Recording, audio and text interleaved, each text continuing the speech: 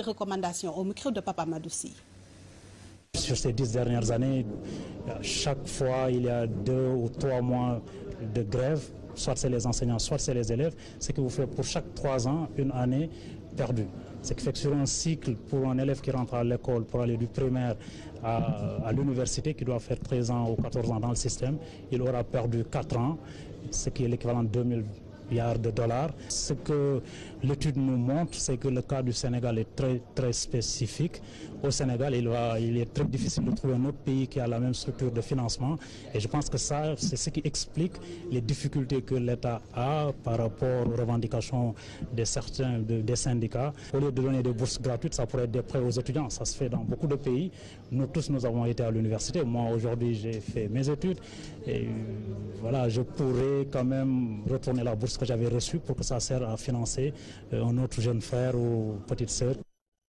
Et nous parlons tout à fait autre chose. La Sonatel sanctionnée par l'Agence de régulation des télécommunications et postes à l'origine de cette sanction, le non-respect du décret 2014-770 du 14 juin 2014 concernant les obligations quant au droit à l'information des consommateurs face à la presse ce matin.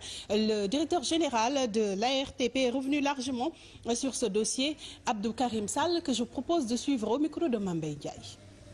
La dite sanction inflige à Sonatel une pénalité d'un montant de 13 milliards 959 millions qui représente 3% de son chiffre d'affaires pour l'exercice annuel 2015. Il arrive très souvent que les clients, pour appeler le service client pour des besoins d'information commerciale ou technique, fassent des heures en attente et sont systématiquement renvoyés vers un film qui les renvoie d'une position à une autre. Le décret impose aux opérateurs la continuité du service 24 heures sur 24, la gratuité des appels dirigés vers les réseaux des opérateurs dans le cadre de demandes d'information d'ordre commercial ou technique, l'interdiction d'utiliser tout système de filtrage dans la réception des appels vers les services clients commerciaux ou techniques, y compris les automates, notamment les serveurs vocaux interactifs. En tant que garant de l'application du respect de la réglementation en vigueur dans le secteur des télécommunications, l'ARTP s'est investi à faire respecter scrupuleusement par les opérateurs le décret rappelé en suivant une procédure dans le respect du principe du contradictoire. Outre la Sonatel, les autres sociétés de téléphonie, Tigo ou Expresso, ont également reçu des factures à payer sur les liaisons non facturées et non déclarées par l'ARTP, selon toujours Abdou Karim Mané. Ces contrôles nous ont permis, pour Sonatel, de trouver une différence de 8,9 milliards représentant les liaisons non facturées parce que non déclarées à l'ARTP. Pour Tigo, une différence de 6,6 milliards représentant les liaisons non facturées parce que non déclarées à l'ARTP. Pour Expresso, les contrôles sont en cours et seront terminés avant la fin du mois d'août.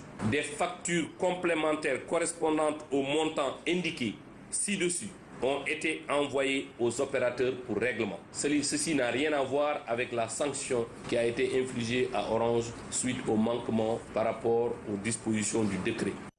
C'était la réaction d'Abdou Karim Sall, directeur général de l'ARTP.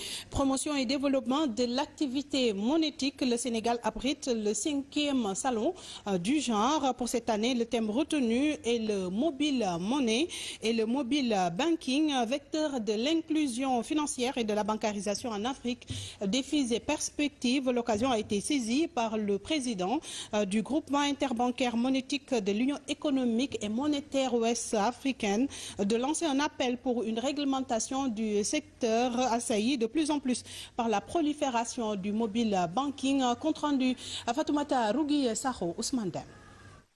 Le développement des nouvelles technologies est un tournant décisif dans l'histoire de l'humanité. Si bien qu'en Afrique, on assiste à une formalisation de notre économie. Le salon monétique régional, 5e du genre, est un pas de plus vers la bancarisation. Aujourd'hui, le monde se digitalise.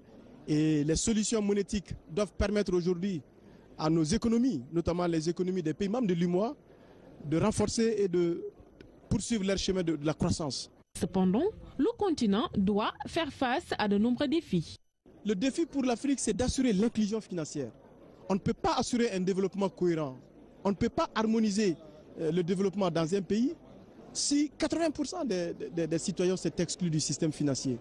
La base de la construction économique, c'est d'abord la finance. Cette révolution du mobile money et du mobile banking, plus spécifiquement, n'est pas sans conséquences, car de plus en plus, on assiste à une prolifération des transferts d'argent. Ça, c'est l'un des rôles qui va être dévolu à Jimmy Moi, qui doit être le fédérateur de l'ensemble des systèmes d'information. Et je pense qu'aujourd'hui, le rôle de Jimmy Moi va être moteur dans la mise en œuvre de fédérer l'ensemble des modèles et des systèmes qui existent. Réuni à Dakar pour 2 jours, le salon du groupement interbancaire monétique de l'Union économique et monétaire ouest-africaine, JIM-UEMOA, se veut comme porteur de solutions dans l'économie ouest-africaine, constituée à 80% du secteur informel, mais aussi d'apporter plus d'innovation dans le cadre de la promotion et du développement de l'activité monétaire. Fatoumata Rougui-Sakho, le transfert d'argent Johnny a brillé lors de ce 5e salon du JIM-UEMOA. Pour la responsable de cette structure, Johnny veut offrir à la clientèle une qualité de service en portant une oreille attentive aux clients afin de répondre aux moindres sollicitations de ces derniers. Je vous propose de suivre la réaction de cette responsable. Aujourd'hui, on est dans le salon monétique au King Fahd Palace, organisé par JIM-UEMOA, pour présenter les services innovants que BOSS Solutions et Systems propose sur le marché sénégalais, à savoir l'application Vite Fait et la carte Johnny. Aujourd'hui, on n'a plus besoin d'aller dans un point de service pour faire un envoi. Donc avec le téléphone, on peut envoyer, retirer de l'argent et épargner. Donc on a aussi la carte qui est une carte hybride Visa, donc une carte qu'on travaille en collaboration avec UBA qui permet aujourd'hui de faire des paiements sur le net, de l'utiliser partout dans le monde et au niveau de toutes les banques, que ce soit une banque Visa ou JIM-UEMOA. Aujourd'hui, on essaie de mieux répondre au marché, c'est-à-dire écouter les besoins du marché et adapter le produit à la population sénégalaise. Parce qu'on sait aujourd'hui que tout le monde n'a pas accès à une banque. Donc avoir un compte bancaire, notre carte, on peut l'avoir sans avoir un compte bancaire. Donc c'est juste une carte d'identité et un formulaire à remplir et on a sa carte. On peut faire les transactions et épargner de l'argent. Et on permet aussi à toutes les personnes d'utiliser, par exemple, l'application, on peut l'utiliser avec un smartphone, avec un téléphone basique. C'était la réaction de Nefatou Correa, responsable du transfert d'argent Johnny. Et nous parlons à présent tout à fait autre chose. Privés d'eau, d'électricité, sont comptées les ordures qui peuplent leur quartier. Les populations de Mbaké Élevage réclament plus de considération des autorités, des responsables d'ailleurs, à qui ces habitants demandent également le départ du maire de la localité. Reportage sur place, Abdoulaye Diagne, Ousmane Diouf. Mbaké Élevage, quartier poubelle, submergé par l'état d'immondice, ces populations crient le ras-le-bol. On a rendu tous nos enfants malades. Il y a même des cas bon, vous m'excusez, de tuberculose ici dans le quartier. C'est dû à quoi? C'est dû à ces ordures-là. Hein? Même les véhicules d'assainissement là versent ici le déchet là. Hein? Même la commune, parfois, ils sont là, c'est ici qu'ils versent leurs ordures là. Ah, donc, nous, on n'est pas des poubelles quand même. Pour avoir un seul bidon d'eau de 20 litres, il faut faire ici 2 heures de temps, 3 heures de temps. Ainsi, les chiens errants y dictent leurs lois, compromettant du coup la sécurité des personnes. On n'a pas le courant, les chiens toujours errent ici, et vraiment, c'est une situation vraiment catastrophique. On a même peur de sortir la nuit. Il y a les chiens qui ont suivi un enfant. C'est grâce à notre intervention. On dévoile tous nos chèvres, tous nos moutons. Cependant, ils se martyrisent devant le maire qu'ils qualifient de détaillant. Ici, on a besoin de l'eau, les quartiers en ont besoin de l'eau, ou bien du courant ou chose, tu ne fais pas ça. Tu prends de l'argent, 16 millions, du contribuable. Tu donnes ça à un tierce personne, soit disant tes amis ou autre chose, moi je ne comprends pas quoi. Il y a un des billets qu'il a donné à quelqu'un qui ne vit même pas en Mbaké. Par conséquent, il demande son départ. Il faut qu'il y ait une délégation spéciale. Un mec qui ne parvient même pas à te mettre une bonne fontaine. Est-ce qu'il pourra vraiment te garantir une survie, une meilleure vie? C'est pas possible quand même. Par ailleurs, il exige hic et nunc un audit de la gestion municipale avant qu'elle ne tourne au vinaigre. Je vous l'annonçais dans les titres de cette édition avec l'hivernage qui commence à s'installer au Sénégal. Les habitants des 27 unités des Parcelles Assainies, Keur Massar, Rufisque ne savent plus où donner de la tête, vivant avec les stigmates des dernières saisons. De plus, ces populations manquent de tout. Marché désert, route latéritique, absence de structures sanitaires. Autre mot qui gangrène le quotidien de ces populations. Idrissa Diémé.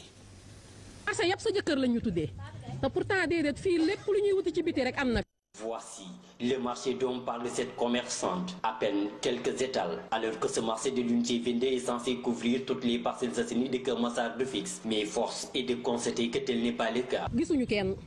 ndax nit ku ne bët mooy jaay nit bu gisee lu doyul bëtam du fi taxaw xoolal tali bi puudar la kenn puudarootu ndax tali bi bu ñu rombee tali bi ñuy puudar ba bu ñu génnee defe ne dañoo fondatin ta yàlla xam na ne tali bi la. À côté du semblant de marché passe la route principale, la Tététique. Cette voie aussi n'est pas de tout repos. fii oto bu fi andi ñetti fan ñeent mu yàqu moo tax ñu jël suñu oto yóbbu ko beneen ligne bàyyi ñu ñeenti oto yi bu ñaari oto paane donc client yi duñ dem ndax yoon bu bon suñuy soxna bu ñu yeewu duñ xëy ndax tali bu bon yoon bi sori na poussière bu bari yére bi yow sol mu yàqu tilib ndax poussière bi tali bi xonk. En plus, dans certaines unités, les séquelles des inondations sont toujours visibles, tout comme d'autres manquements. Au début, on nous avait bien dit qu'on allait assainir ici, mais jusqu'à présent, on n'a rien vu. Quand il pleut, les zones stagnent et les gens ont beaucoup de difficultés pour se déplacer. Il y a des sites qui ne sont pas encore électrifiés, pas de canalisation, pas d'évacuation d'eau, il n'y a rien. Et malgré les risques de maladies liés à la présence des eaux, point de structures sanitaires. On a 27 unités, il n'y a pas d'un seul poste de santé. On a des problèmes de santé. En tout cas, l'inquiétude est grande chez les populations des 27 unités des Parcelles Assainies Keur Massar Rufisque. Et l'approche de l'hivernage accentue davantage leur crainte de revivre le spectre des inondations. Merci Idrissa Diémé. Et la transition est toute trouvée pour retrouver dans une poignée de secondes notre antenne décentralisée au niveau des Parcelles Assainies. Des médias se déplacent dans la banlieue, notamment dans cette commune dirigée par le maire Moussassi.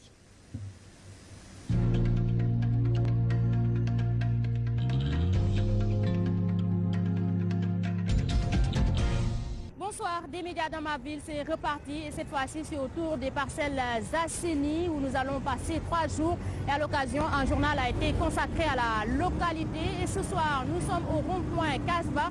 C'est bien sûr pour parler des Parcelles Assainies. C'était depuis 1996 à 2016, 20 ans déjà que les Parcelles Assainies existent en tant que commune. Mais les parcelles, c'est depuis 1974 avec le projet de logement de la Banque mondiale. Et depuis lors, les Parcelles Assainies ont 20 plutôt quartiers pour une population de 350 000 habitants. Zoom sur les Parcelles Assainies, c'est avec Alassane Balde. Terrain d'exercice pour l'armée sénégalaise vers les années 60 à 70, les Parcelles Assainies sont devenues par la suite l'une des communes les plus peuplées de Dakar après Grand Yoff, soit près de 350 000 habitants. La cité est bâtie sur un terrain de 360 hectares offert aux francs symboliques par Bassé Di Thiaoulaye, troisième khalife de Seydina Limamou à Senghor dans le cadre d'un programme de logements sociaux financé par la Banque mondiale. Nous sommes en 1974. Ainsi était né le projet de ce qui allait devenir l'actuelle cité des Parcelles Assainies. Par la suite, les Parcelles Assainies sont érigées en commune d'arrondissement en 1996 pour devenir commune de plein exercice avec l'acte 3 de la décentralisation. Depuis lors, beaucoup d'eau a coulé sur les ponts des parcelles. Aujourd'hui, c'est des problèmes liés à l'assainissement, le cadre de vie, la mobilité. C'est aussi un problème de sécurité car constituant le premier lieu de déferlement de Dakar. La localité dispose d'un commissariat, d'une caserne pompier, 7 postes de santé polarisés par un centre, à savoir Mam Abdou Aziz Dabar. De 1996 à 2016, 3 maires sont succédés à la tête de la municipalité, respectivement Tété Diédhiou de 1996 à 2001, Baye de 2002 à 2008 et enfin Moussassi depuis 2009 après une transition de 4 mois. L'histoire retiendra également que les Parcelles Assainies pour des raisons politiques a été divisée en 2 parties. Une première partie constituée de l'unité 1 à l'unité 6 qui a été rattachée à la commune de Golf dans le département de Guédiawaye.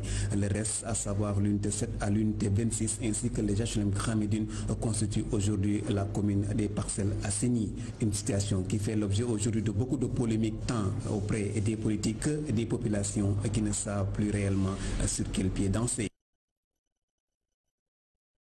Il a fait 6 ans dans le Parti démocratique sénégalais, mais désormais il ne milite dans aucun parti politique. Lui, c'est Moussa Sy, maire des Parcelles Assainies, d'abord élu en 2009, puis réélu en 2014. Le portrait de Moussa Sy s'est dressé par Abdoulaziz Sow.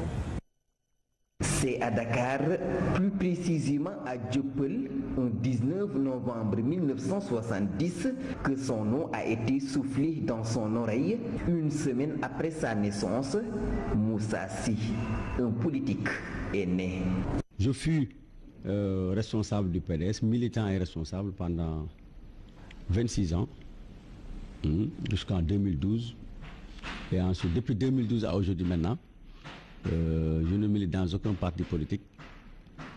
J'ai été 2 fois député à l'Assemblée nationale, 2001-2012, et maire des Parcelles aussi depuis 2009. Moussa Sy ne milite dans aucun parti, élu maire en 2009, réélu en 2014, entre les Parcelles Assainies et lui, c'est tout un programme. Chaque mois, jusqu'au mois de décembre, nous avons 4-5 infrastructures que nous allons inaugurer. Nous avons démarré hier par le foyer socio-éducatif, ça a été une promesse, nous l'avons fait. La piscine, nous sommes en train de la finaliser pour la natation scolaire et pour former les gens, parce que nous avons une plage interdite à la baignade. Le sport, ce 3e maire de cette localité, là dans le sang. Président de la zone 8B des Parcelles pendant 6 ans, sur 2 mandats. Et pendant 15 ans aussi, j'ai été membre du comité directeur de la zone 8B, de l'ODECAV. Ma vie, quand même, il faut le dire, c'est le mouvement associatif qui m'a formaté, qui m'a préparé aujourd'hui à pouvoir faire face à beaucoup de situations. L'objectif du maire Moussa Sy est de présenter un bilan positif aux Parcellois à la fin de son mandat. La cérémonie de commémoration des 20 ans des Parcelles Assainies a eu lieu. Une cérémonie riche en couleurs qui a vu la participation du maire de Dakar, Khalifa Sall, et d'Abdoulaye Diouf Sarr. Et à l'occasion, un hommage a été rendu à Feu Dembadja, compte rendu de cette cérémonie signé Zahra. La commémoration des 20 ans des Parcelles Assainies a démarré. Nombreuses étaient les autorités qui ont répondu présentes à l'invitation du maire Moussa Sy. Cette commémoration va permettre aux populations des Parcelles Assainies de réfléchir sur les difficultés qui les assaillent.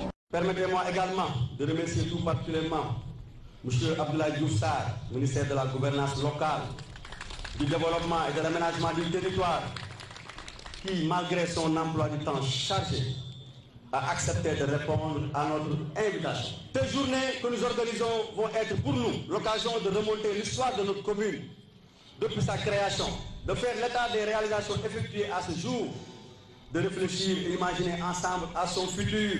96-2016, Parcelles Assainies a donc 20 ans. Le maire Khalifa Sall n'a pas manqué de rappeler l'histoire de cette commune. Les 20 ans de la commune des Parcelles Assainies, c'est 20 ans de la réforme de 96, qui fut une réforme majeure, une réforme historique, une réforme qui avait fait que les territoires dans ce pays avaient acquis leur statut et leur lettre de noblesse.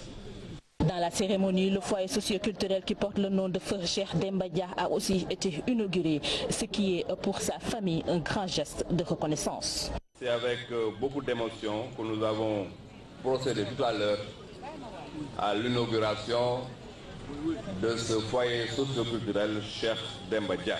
C'est un moment exceptionnel, c'est un moment historique que le maire des Parcelles, Moussa Sy, vient de poser. Je trouve que c'est un acte qui est très noble. La commémoration des 20 années des Parcelles Assainies prendra fin en décembre prochain. Le rond-point Casbah, un repère des Parcelles Assainies dont beaucoup d'habitants ignorent l'historique. Qu'est-ce qui est à l'origine du nom Casbah? La réponse est avec les radios. L'histoire du rond-point Casbi, méconnu par bon nombre de citoyens habitants des Parcelles Assainies. Ce sieur, lui au moins, en sait un peu plus. Des précisions du chef du projet d'attribution de parcelles aux Parcelles Assainies renseignent que ce fut une case qui servait de logement aux agents techniques qui s'occupaient d'octroyer les terrains. Les parcelles constituaient des dunes. Il n'y avait aucun équipement, aucune infrastructure pour habiter des réunions. Fort heureusement, le président Senghor avait voulu venir visiter le site, visiter le projet Parcelles Assainies. Je pense que c'était dans les années 76-77. Alors en ce moment, l'idée nous est arrivée donc de créer cette case. Et c'est vers les années 2000 que la case a disparu, laissant place à ce décor qui ne facilite guère le trafic. Parce que Grand Yoff, avec le pont 92 jusqu'à la case, cette route devait être élargie donc vers Guédiawaye.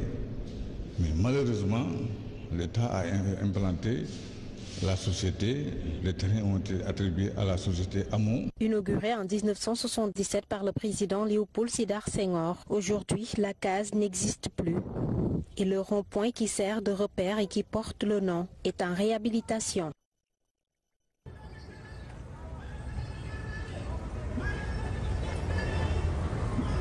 Aux Parcelles Assainies, l'insécurité inquiète. Il est même devenu dangereux d'arpenter certaines zones par peur de s'attirer les foudres des agresseurs. Et puis la localité semble être un nid de commercialisation mais aussi de consommation de la drogue. Le reportage de Sini Nankobakayo. Les Parcelles Assainies, l'une des communes les plus populeuses de Dakar. Ici, l'insécurité est une triste réalité, confessent les habitants. Je trouve qu'il n'y a pas de sécurité ici, je peux le dire, il n'y a pas de sécurité, il n'y a pas assez de sécurité. On a un sérieux problème. Il y a les jeunes ici qui ne veulent même pas aller travailler. Le commissariat des Parcelles Assainies se présente comme celui où l'on défère le plus dans la région de Dakar, ce qui renseigne que c'est une zone criminogène. Notre commune est un refuge de brigands. Il y a beaucoup de cas d'agression. Récemment, on a emporté le téléphone portable d'un jeune homme devant moi. D'ailleurs, il y aurait plusieurs cas de dénonciation concernant des trafiquants de chanvre indiens et de drogue dure. Pour les habitants rencontrés, cela s'explique par le fait qu'il y a beaucoup de locataires, mais surtout des étrangers qui ne sont pas clairs. Ça donne à des trucs qui n'ont pas d'importance, quoi, je peux dire, comme la consommation de la drogue, le banditisme et autres choses. Pour ne pas se faire citer dans ce lot des drogués ou genre des gens qui font du n'importe quoi dans la rue. Les gens habitent ici uniquement pour pouvoir commettre leur forfait. Beaucoup d'étrangers qui évoluent dans le grand banditisme. Face à cette situation, les Parcellois appellent leurs autorités communales à se donner la main pour enrayer le mal tout en donnant plus de moyens à la police. Qui parle de Parcelles Assainies, parle également de sport et dans la localité, les infrastructures sportives posent problème. Son seul stade municipal est en état de réfection et depuis 3 ans, les travaux peinent à être achevés, ce qui constitue un frein au développement du sport dans la localité. C'est avec Fatima Silla. Herbes mortes, débris de briques, murs inachevés, une turbine en construction, c'est le décor du stade des Parcelles Assainies. Même situation pour le terrain de basket. Ainsi, le problème des infrastructures se pose aux parcelles. Les jeunes rencontrent énormément des problèmes d'infrastructures. Nous avons dans notre politique aménagé, donc mis dans la politique sportive, donc des aménagements sur les terrains vagues. Mais jusqu'à présent, on ne peut pas en arriver parce qu'il y a un problème de promoteurs, il y a un problème d'entrepreneurs. La non-disponibilité des infrastructures handicape toutes les disciplines aux parcelles. Nous avons 2 zones qui, à chaque fois que les Nawetan arrivent, sont obligés donc d'aller jouer au stade Demba Diop ou au stade Amadou Barry. C'est une contre. On a une équipe Fagnon qui ne s'entraîne même pas au Parcelles Assainies, l'équipe s'entraîne au niveau de Cameroun. C'est pas du tout normal. Vous voyez le terrain qu'on s'entraîne ici avec l'Union sportive des Parcelles Assainies. Bon, c'est pas un terrain réglementaire. Et aussi, comme vous le savez, donc, il y a beaucoup de risques aux alentours du terrain. Et pour cela aussi, il faut qu'on essaie d'investir. Toutefois, la mairie, malgré ses maigres moyens, s'emploie à accompagner ses acteurs. Faire du gazon synthétique au niveau de la CAPES et des projecteurs pour qu'au moins les jeunes puissent jouer ici et s'entraîner ici. Il y a aussi, chaque année, le maire subventionne les associations sportives. Il subventionne les ASC à hauteur de 300 000 par an. Il subventionne l'amicale des écoles de football, il subventionne l'association des pratiquants des arts martiaux, il subventionne aussi les autres associations sportives qui se trouvent au Parcelles Assainies. Après 3 ans de travaux, le stade des Parcelles tarde toujours à être achevé, toute chose qui enfonce davantage le sport en général dans cette localité. C'est la fin de ce journal. À vous tous, merci d'avoir suivi la version Wolof de ces informations. Ce sera tout à l'heure avec Mantoulaye Tchouboundoy. Je vous retrouve demain à la même heure. Au revoir.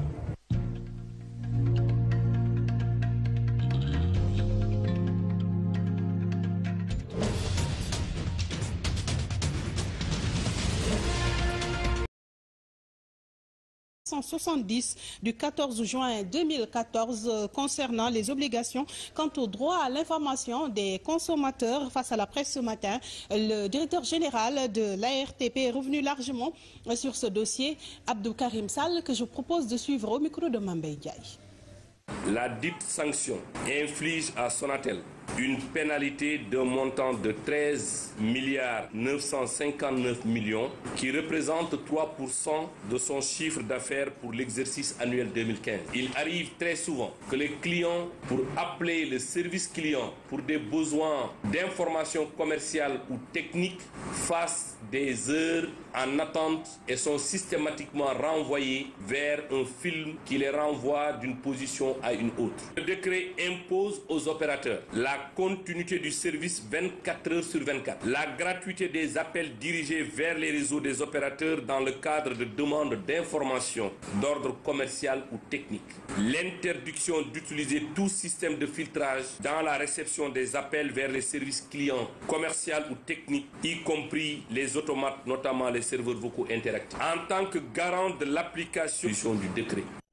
C'était la réaction d'Abdou Karim Sall, directeur général de l'ARTP. Promotion et développement de l'activité monétique. Le Sénégal abrite le 5e salon du genre. Pour cette année, le thème retenu est le mobile money et le mobile banking, vecteur de l'inclusion financière et de la bancarisation en Afrique. Défis et perspectives. L'occasion a été saisie par le président du groupement interbancaire monétique de l'Union économique et monétaire ouest-africaine de lancer un appel pour une réglementation du secteur assailli de plus en plus par la prolifération du mobile banking. Compte rendu à Fatoumata Rougui Saho Ousmane Dem. Le développement des nouvelles technologies est un tournant décisif dans l'histoire de l'humanité. Si bien qu'en Afrique, on assiste à une formalisation de notre économie. Le salon monétique régional, 5e du genre, est un pas de plus vers la bancarisation. Aujourd'hui, le monde se digitalise. Et les solutions monétiques doivent permettre aujourd'hui à nos économies, notamment les économies des pays membres de l'UMOA, de renforcer et de poursuivre leur chemin de la croissance. Cependant, le continent doit faire face à de nombreux défis. Quelles recommandations au micro de Papa Madoussi?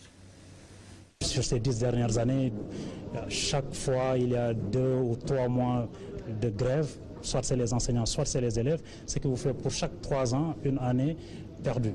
Ce qui fait que sur un cycle, pour un élève qui rentre à l'école pour aller du primaire à l'université, qui doit faire 13 ans ou 14 ans dans le système, il aura perdu 4 ans, ce qui est l'équivalent de 2000 milliards de dollars. Ce que l'étude nous montre, c'est que le cas du Sénégal est très spécifique. Au Sénégal, il est très difficile de trouver un autre pays qui a la même structure de financement.